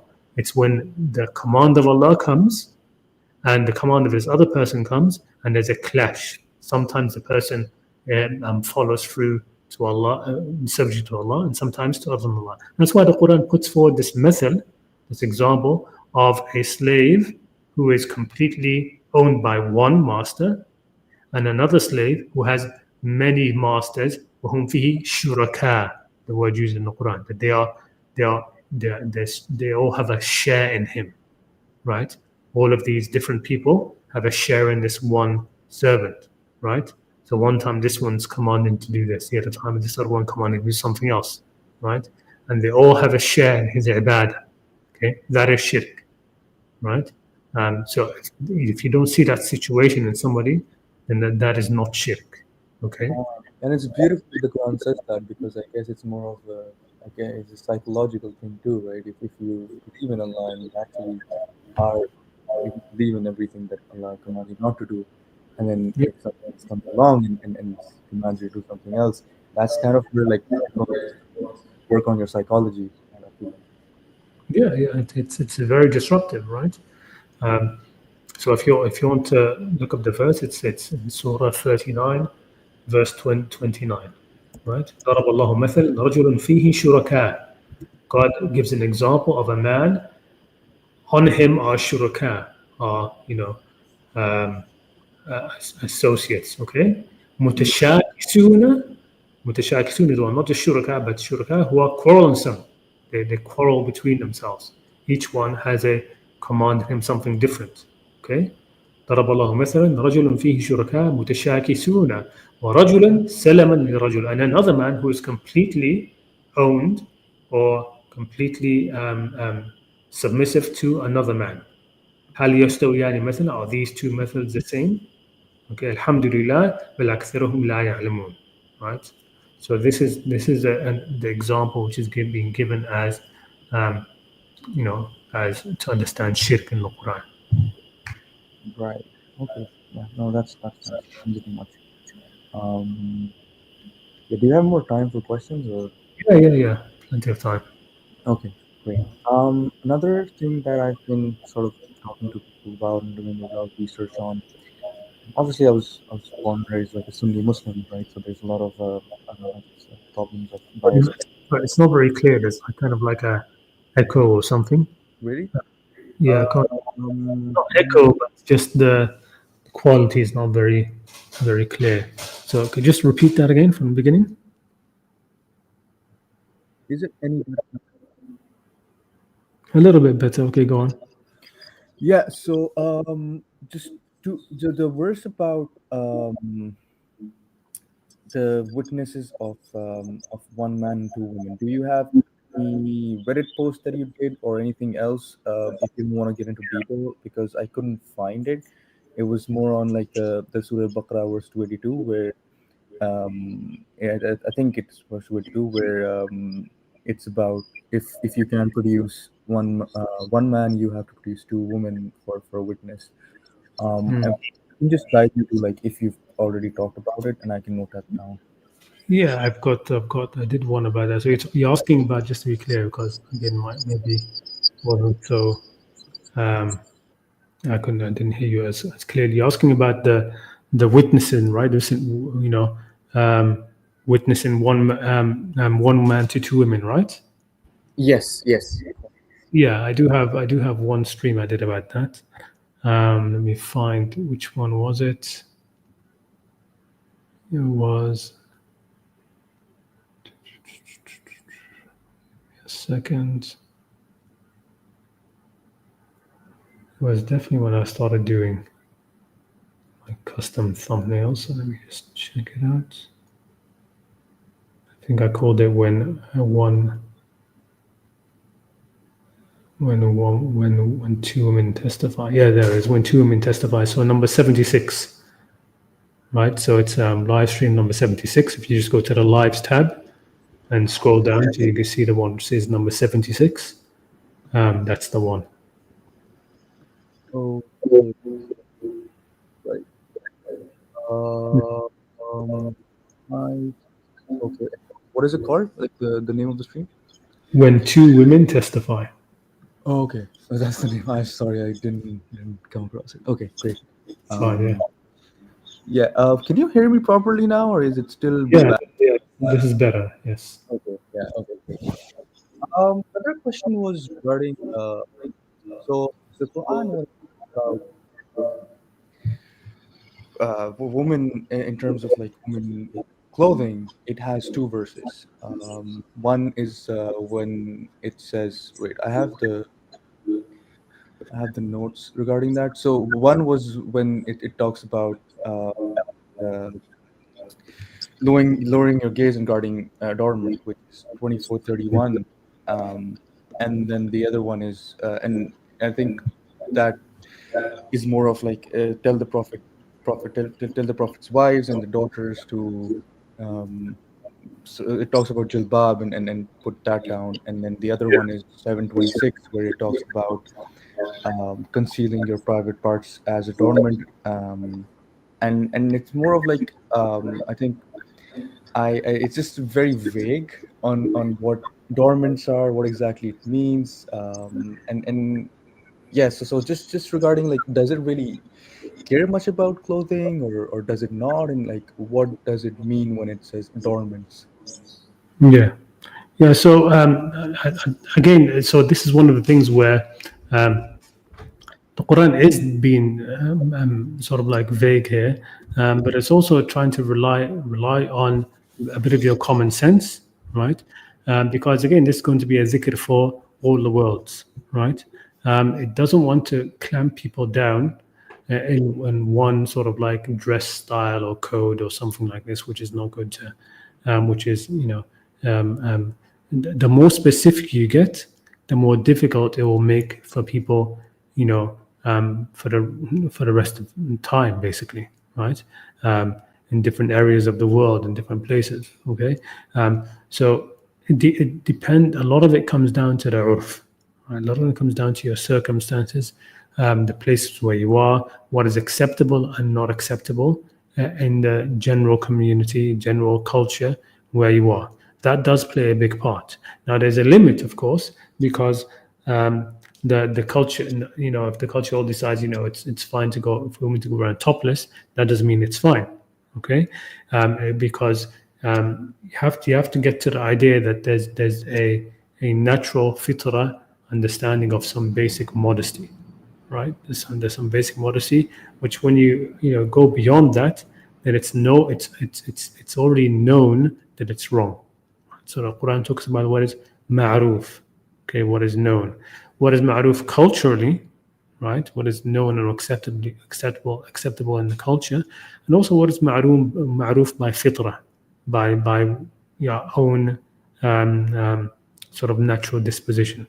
Okay, we can tell when something, even when things become, even when things become as they are now, right? In most of the Western world, people still understand what is modest dress and what is immodest dress, even if immodest dress is acceptable, right?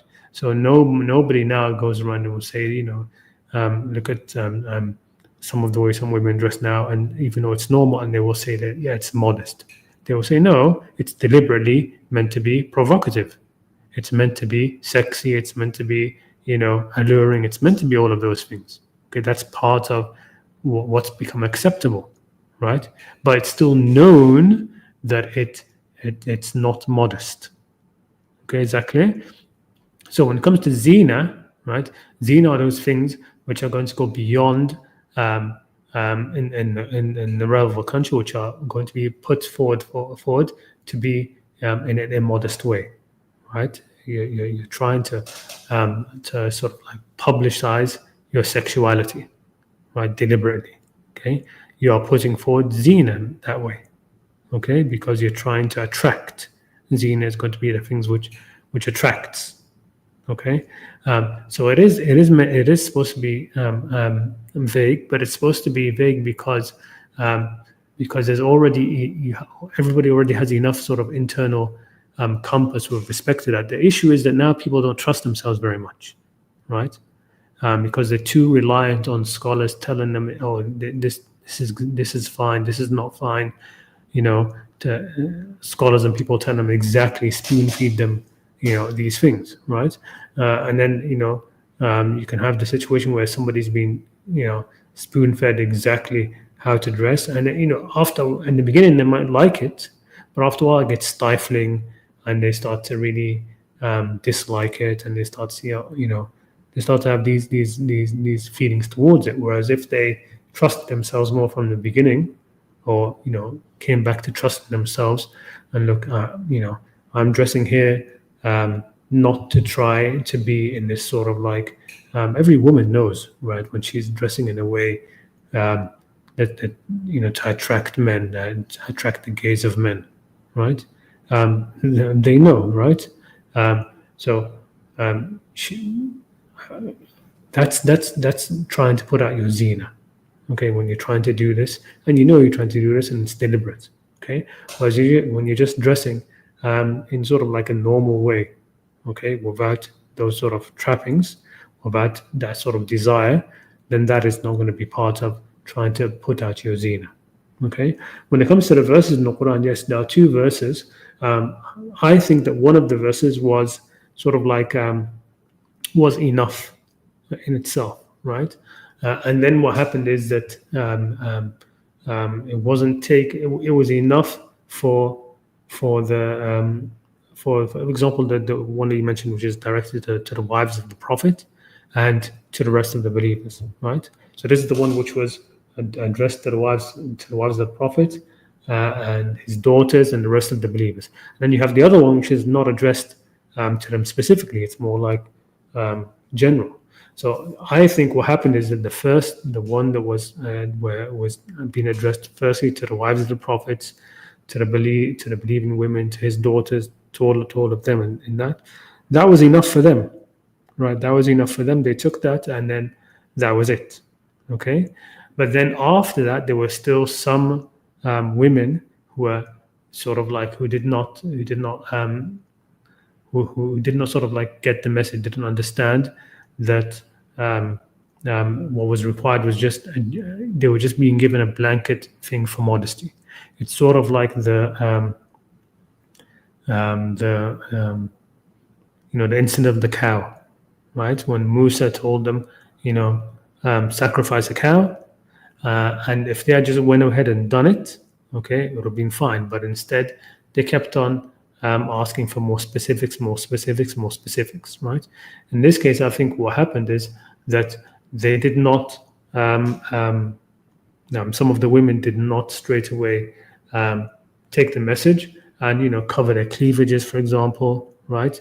And they were still trying to display their zina, right? So then this next verse, which is 24:31, it came in to be a bit more specific and tell them, certain things, right? That no, don't expose your zina except what is apparent of it, and cover your cleavages, right? So then the Quran talks about this. It gives this extra instruction because some women, despite the previous verse, they were still exposing their cleavages, right? So then this verse came to sort of like add more, right? So it's more of a specific verse than the other one. Did Right. that sort of help in any way? Yeah, I understand that. But I guess when it comes to like actually talking to people, a lot of people, like especially, so like I live in California, and I'm just generally discussing regarding Yeah, whatever, and the things are very normalized here. A lot of yeah, things are very normalized, especially like over here, in California, and when you're talking about, okay, what is acceptable in society, like things like a short skirt is acceptable, very very acceptable here.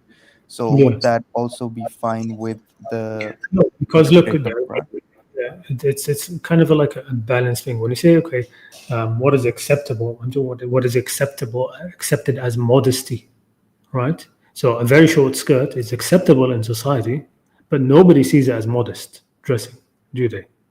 It's known that it's immodest dressing. Okay, so even though it's normalized, right? There's still it's still known, it's still part of al-ma'ruf, what is modest dressing, what is immodest dressing. Do you see what I mean? So a girl, wearing short skirts and I don't know what tank tops, right? Short skirts and tank tops and these sort of things. Um, it's known, yeah, it's acceptable, but that doesn't make it part of al ma'ruf. Okay, so yeah, what's ma'ruf is that sort of thing is immodest, right? So when the Quran commands these sort of things with al ma'ruf, it's talking about what is known, but what is known to be right and wrong, right? Not things which are known and then just sort of like, yeah, but we dismiss them and this is the norm. Okay, um, so as just basically a simple thing, right? So when you talk about, I mean, like you said, the Quran is not being given specifics here in terms of this verse in Surah An-Nur, verse 24, 31, right? For example, it's not telling them to cover their thighs, right? Why isn't it telling them to cover their thighs, right? Or not to wear short skirts? Because it wasn't a thing, right? Wearing short skirts and these sort of things was not an issue that they had at the time. Okay, women, that was not the way that women displayed their zina. How did they display their zina? They displayed their cleavages, right? Which is why this verse says, cover the cleavages, right? It says, use your khimar to cover the cleavage, okay? Right? So it addresses that thing. When you're looking at now in sort of like you said in California, right? Obviously, wearing a short skirt is part of displaying zina, right? And so, of course, it's going to be, yeah, if the verse had been revealed, then it will be cover your legs, right, and cover your cleavages, right? That will be part of it. Um, so again, it's relying on common sense to understand what it means to not reveal your zina except what is normally apparent. Okay, what is normally apparent. It's relying on self-awareness and somebody not trying to deceive themselves even, right? You don't deceive yourselves. إن الإنسان على نفسه بصيرة, and the Quran says the human being is sort of it sees himself, right? You see yourself. You know when you are trying to be seductive, or when you are trying to be this, or you're trying to be that, and you know when you are dressing modestly, right? Um, and the issue is if the Quran had been even more specific, it would have created trouble down the line, right? It would have made things difficult because in other places, it might not be even an issue, right? So wearing short skirt, which is not that short, right? Like knee length skirt, sorry. Um, in many places that would not be seen immodest, and I wouldn't say it's immodest either, right? It's sort of like it's not seen as something which is um, um, um, an attempt at sort of like to display zina or to be seductive or to be sexy or any of that, right? It's become normal clothes, um, and like if you were to go back, I don't know how many years ago, but when women didn't used to wear shorts, when before the advent of the mini skirt, right? Women used to wear skirts which the maximum shortness was sort of like just below knee length, and that was acceptable, right? That was perfectly acceptable, um, and nobody saw that as being um, um, um, um, um, you know, immodest, right? Then you have the mini skirts, and even now, even though it's normal, right? People do still see it as immodest. It is immodest. Everybody can agree on that. Okay, understood. Yeah, no, those were the two things that I wanted to ask. Thank you so much. I have a question for you. Do you have some kind of a place where you've compiled like a lot of the things that you talk about, like in one place where like if you could just scroll through them and perhaps find the Reddit posts or find Yeah, the YouTube sort videos? of. I put them all in a. I put everything which all of my notes for these um, live streams. I've put them all in a Google link, so you can download them. They're all Markdown format, so you can use any Markdown reader. Any computer will open them.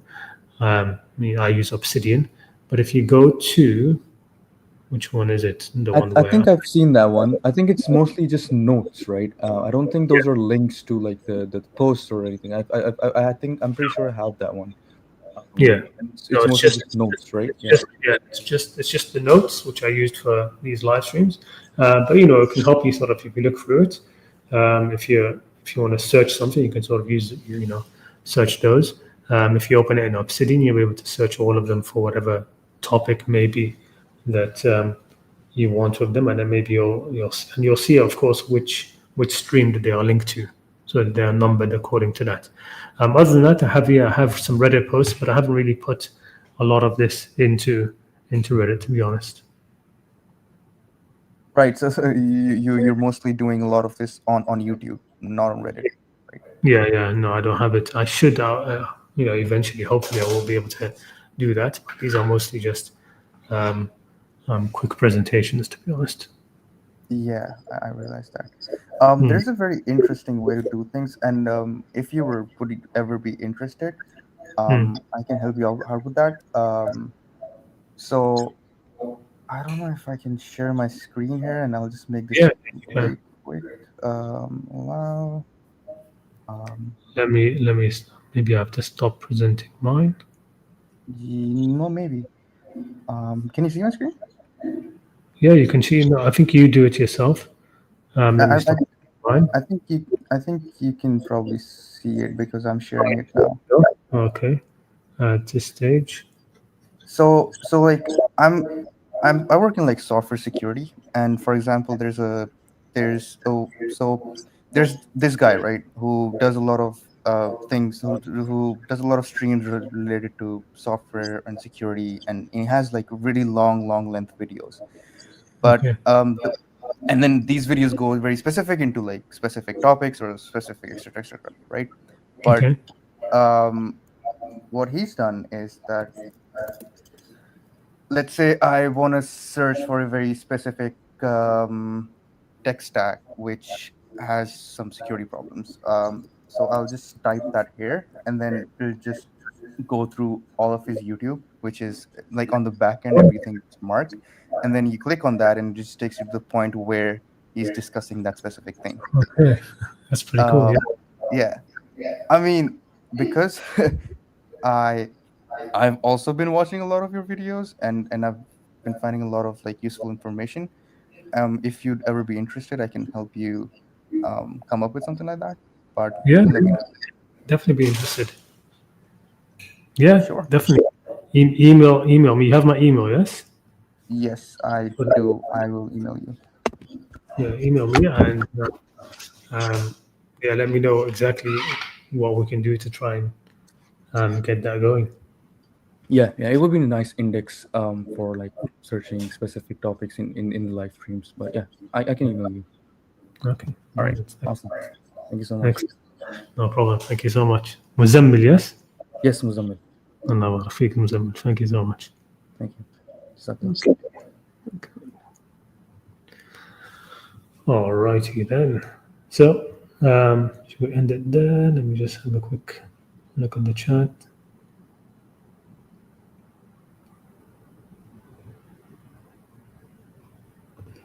So,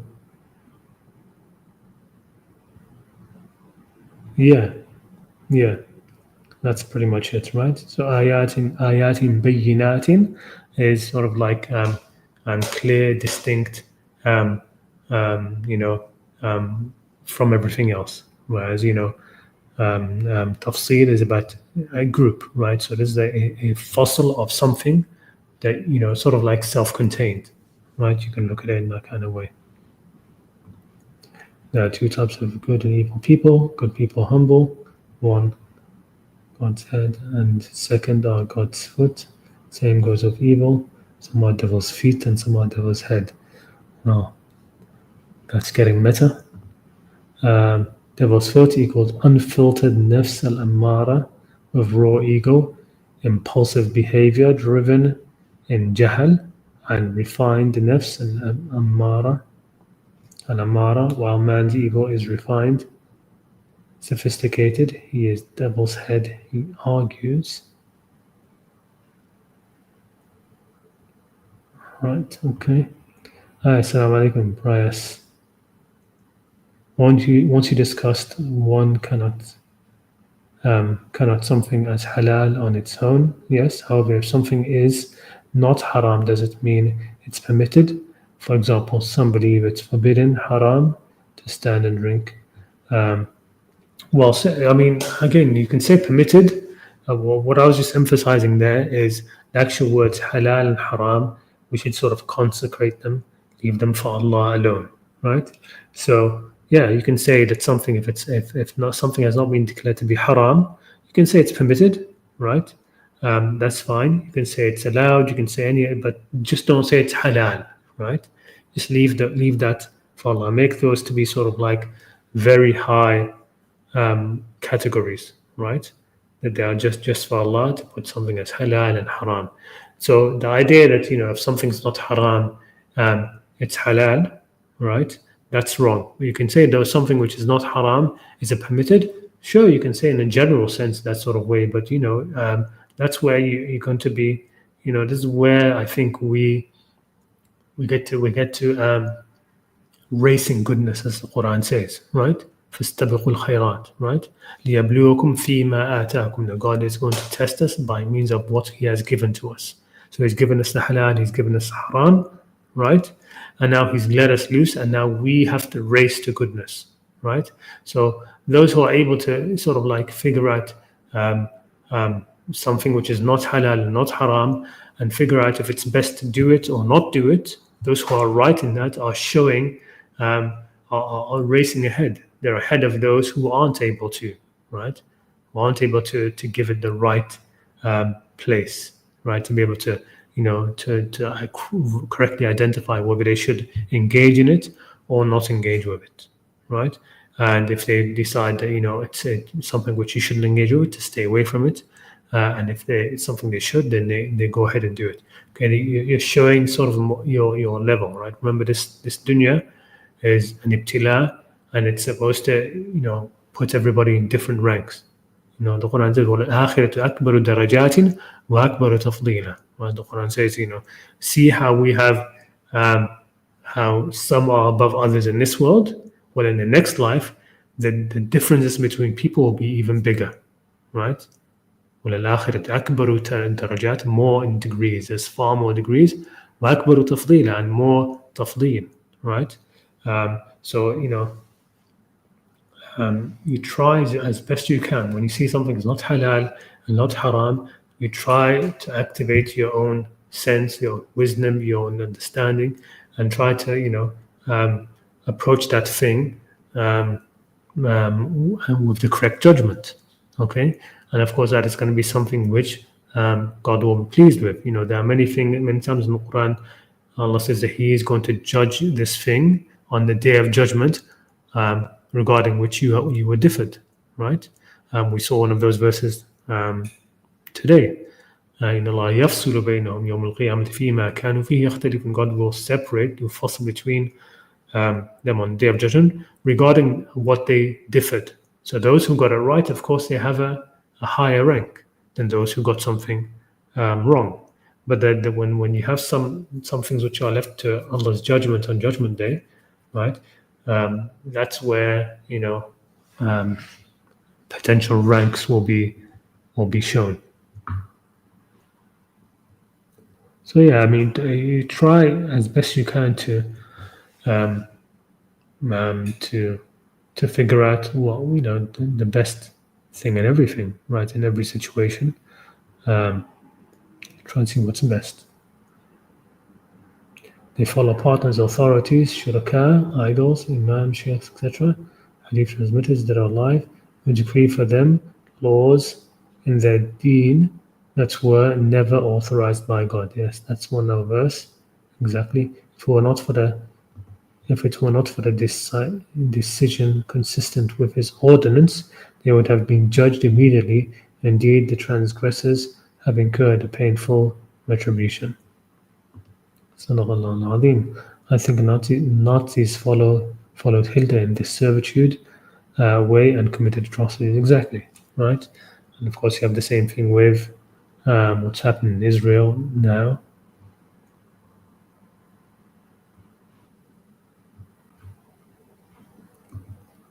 Too bad, just woke up.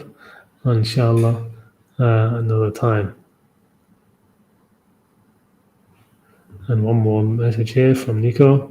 Unfiltered nafs al-lamara is the inner Ya'juj and Ma'juj of man, possible enough to make him a beast who enjoys evil for thrill, and refined nafs al-lamara is the inner Dajjal, having refined arrogance. And damn, that's some next level stuff there, hey? Okay, Jazakumullah khair. Thank you so much for tuning in. And inshallah, I'll do another stream before next week. Take care. Assalamu alaikum wa rahmatullahi ta'ala wa barakatuh.